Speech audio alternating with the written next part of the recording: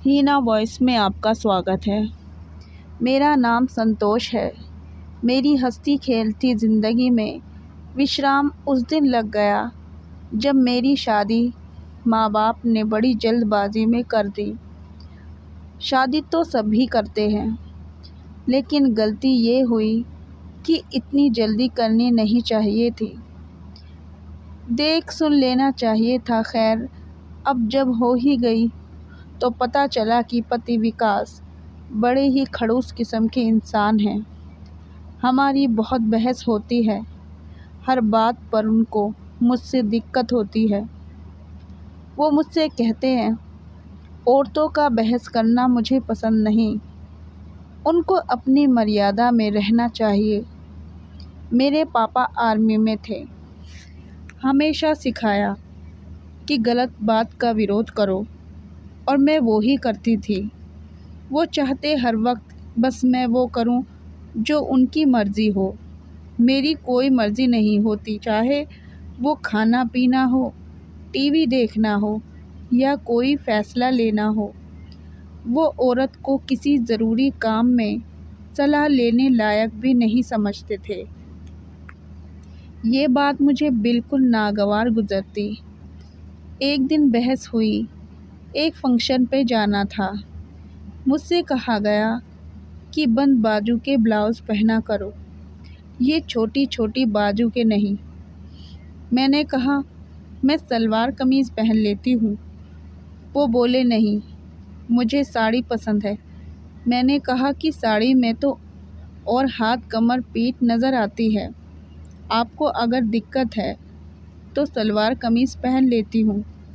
वो चीख के बोले, बहस कैसे करती हो, मुझसे जो कहा करो। अब मैंने इसमें गलत क्या कहा? चित भी उनकी, पट भी उनकी। मैंने कहा, आप कभी तो बात माना करिए। वो बोले, अपनी ज़बान कम चलाया करो।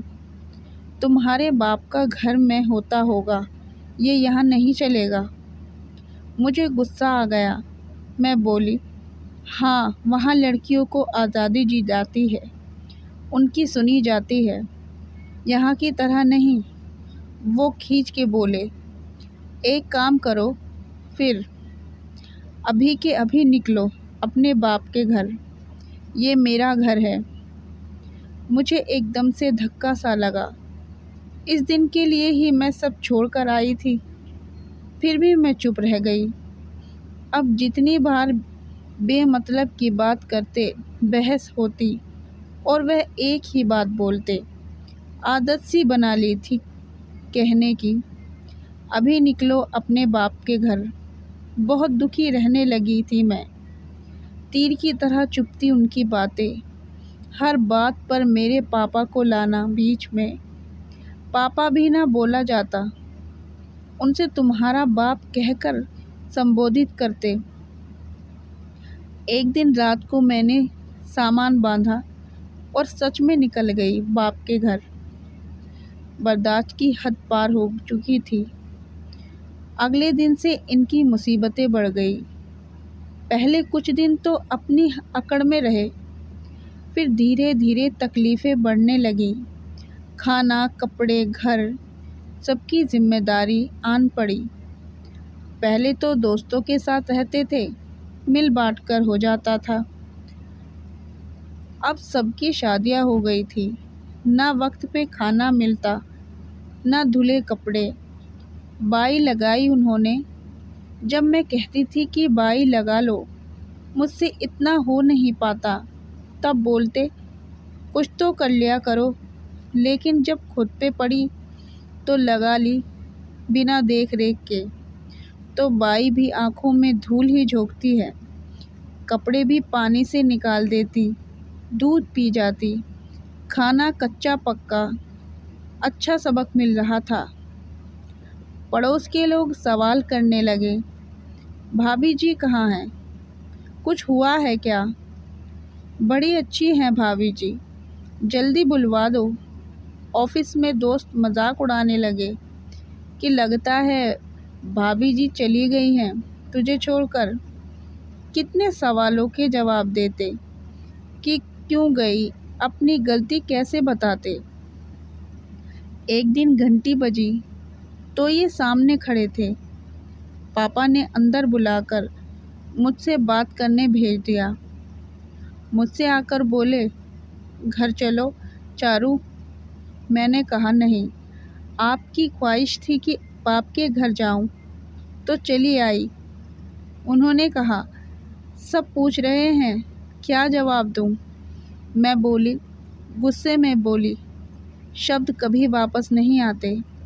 आप हर बार ताना देते हैं, अब जवाब भी सोच लीजिए। आज जब आपको अपनी बेइज्जती होती नज़र आ रही है तो आ गए। आप जैसा इंसान कभी नहीं बदलता। वो बोले, सब मजाक बना रहे हैं मेरा कि बीवी छोड़ गई। मैंने कहा, आपको बीवी की कोई कद्र है? बस मैं भरी है आप में शादी का मतलब है हम। आज भी लोगों के डर से आए हैं, अपनी गलती मानकर नहीं। आज मैं कहती हूँ आपसे कि आज आप निकलो मेरे बाप के घर से। यह मेरा घर है। पापा भी आ गए और बोले, आप चिंता ना करें जमाई जी, अब अपने बाप के घर आ गई है, खुश रहेगी। बाप अभी ज़िंदा है। दोस्तों, हम औरतें कितनी बार सब कुछ सह जाती हैं, बिना कुछ बोले सुनती रहती हैं।